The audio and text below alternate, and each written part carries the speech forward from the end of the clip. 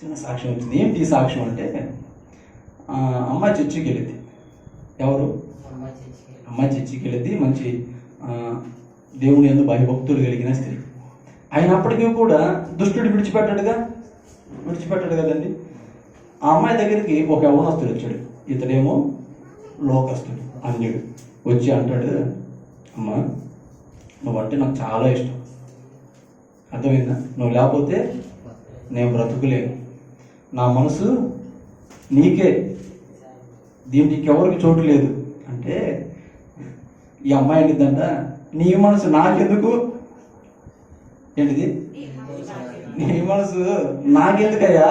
నీ మనసు నాకొద్దు, నాకు అవసరం లేదు నీ మనసు అసలు కంటే. ఆ అబ్బాయి అనుకుంటున్నాడంట, ఇదేంటిరా, చాలామంది నా మనసంతా నువ్వే నువ్వే నువ్వే అని, నా మనసులో నీకు చోటు ఉంది, నా మనసు ఎప్పుడూ నీకు ఇచ్చేసాను కానీ చాలామంది థ్రిల్లింగ్గా ఫీల్ అయిపోతారు కదా. ఈ అమ్మాయిని అసలు నీ మనసు నాకెందుకయ్యా అంటుంది అని ఆలోచనలో పడ్డ. కానీ ఈ అమ్మాయిని ఏంటంట, నీ మనసు నాకు అక్కరలేదయ్యా, చీ చీ చీ చీ, అసలు నీ మనసు నాకెందుకు అంటుందంట. మళ్ళీ ఏమంటుంది? ఎవరు ఈ అమ్మాయి? ఎవరు? దేవుని బిడ్డ. ఈ అమ్మాయి అంటూ ఉంటుంది ఏమనంటే, చీ చీ చీ, నీ హృదయం నాకెందుకు, నీ మనసు నాకెందుకు అయ్యా అంటే, నా హృదయం అంత చండాలంగా అని ఆ వ్యక్తి అనుకుంటూ ఉన్నాడు అంట. అంతలేకి ఈ అమ్మాయిని తంట దేవుడు ఎప్పుడో చెప్పారు నాకు. ఏమన్నా తెలుసా? మనుషుల హృదయాలు వ్యాధితో నిన్న కపట కేంద్రాలు.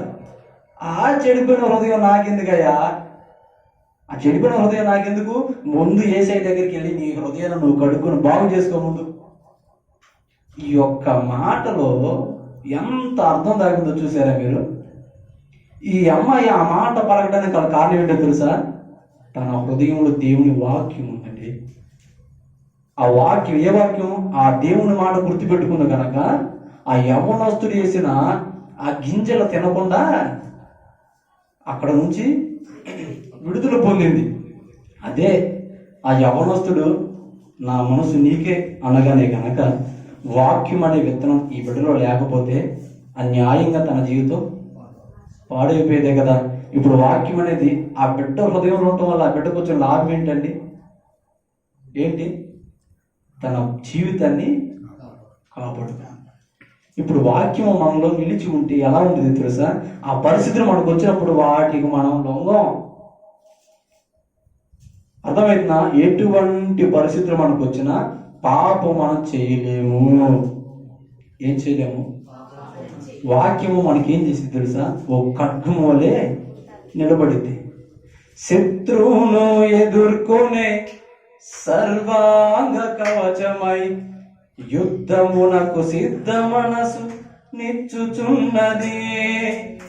అపవాది వేయుచున్న అగ్నిబాణములను, అపవాది వేయుచున్న అగ్నిబాణములను ఖడ్గము వలె అడ్డుకొని ఆర్పివేయుచున్నది. ఏంటిదండి? వాక్యం. కాబట్టి మీరేం చేయాలి? దేవుడు మీతో మాట్లాడుతున్న మాటలు హృదయంలో భద్రపరుచుకుంటూ ఆ వాక్యానికి మీరు సపోర్ట్ చేస్తూ ఆ వాక్యం మీ జీవితంలో కార్యం చేయలాగున, మీ శరీరాల్లో కార్యం చేయలాగున ఆ వాక్యానికి సహకరించండి. దయచేసి ఏం చేయాలి? సహకరించాలి. ఈరోజు నేను ఇంత దూరం వస్తున్నాను, ఇక్కడ మనం ప్రార్థనలు పెడుతున్నాం అంటే దీన్ని ఇలా జరగడానికి ఎంతమంది వ్యక్తులు సహకరించి ఉంటారు? అవునా కదా? ఏ వ్యక్తి ఏ పని చేయాలి అన్నా సరే దానికి సహకరించే వ్యక్తులు ఉండాలి. దేవుని వాక్యం నీలో పని చేయాలన్నా సరే నువ్వు ఆ వాక్యానికి సహకరించాలి, సపోర్ట్ చేయాలి. దేనికి? వాక్యానికి. అప్పుడు నేనేం చేసింది? స్వతంత్రునిగా చేసింది. ఇంకొకటి పరిశుద్ధుని చేసింది. ఇప్పుడు మనం చెప్పుకున్నాం కదా, ఆత్మ ఫలం మనలో నుంచి బయటకు వచ్చేటట్టు చేసింది. ఏంటిది? వాక్యం అనే విత్తనం మనలో నాటబడినప్పుడు ఆ వాక్యానికి నువ్వు నీరు పోస్తూ ఎరువు వేస్తూ తీసుకోవాల్సిన జాగ్రత్తలు తీసుకుంటూ ఆ వాక్యానికి నువ్వు సహకరిస్తున్న కొలదిగా ఆ వాక్యం నీలో ఒక ఆత్మ ఫలాన్ని తీసుకొచ్చింది. ఆత్మ ఫలం అనేది కనుక నీలో ఉంటే నిన్ను చూసిన ప్రజలు ధన్యుడు ధన్యురాలు అంటారు.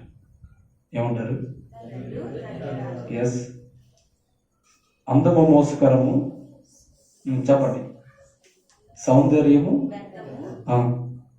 యెహోవాయందు భయభక్తులు కలిగిన స్త్రీ కొనియాడబడును. అంటే ఎవరు కొనియాడబడతారు? ఎవరికి భయం ఉండిద్ది అంటే వాక్యం లోపల ఉన్న భయం ఉండిద్దండి. లేదు నువ్వు భయపడతలేదు, పదే పదే ఆ చేయకూడదు తప్పు చేస్తున్నావు అంటే, నేను చెప్తున్నాను కదా, వాక్యం లేకపోతే ఇటువంటి తప్పడు అడుగులు పడుతూ ఉంటాయి. అర్థమవుతుందా? ఇందాక మనం చెప్పుకున్నాం, ఒక యవ్వన స్త్రీ దగ్గరికి ఒక దుష్టుడు వెళితే ఆ అమ్మాయి ఏం చేసింది? వాక్యం అనే ఖడ్గాన్ని వాడి అతడి కళ్ళు తెరిపించింది. ఆ పాపం చేద్దాం వచ్చిన వాడు, వామ్మో నా హృదయం ఇంత మోసకరమైందా, ఇలా ఉందా నా హృదయం చెడిపోయి ఉందని చెప్పి ఆలోచించి వెళ్ళి మారు మనసు పొందాడంట. అంటే నిన్ను చూసినప్పుడు అన్యుడికి, నిన్ను చూసినప్పుడు లోకస్తుడికి ఏం కలగాలి? మారు మనసు కలగాలి. కానీ మనం చూసినప్పుడు ఏం కలిగింది తెలుసా? ఓహో, ఏమాత్రం దానికి అంత దూరం ఎందుకు వెళ్ళ కాడికి నేను ఇంకా బాగున్నాను లోకంలో ఉన్నప్పటికీ కూడా అనే నిరుత్సాహం కలగకూడదు. అర్థమవుతుందా? ఇంతకు టైం ఎంత?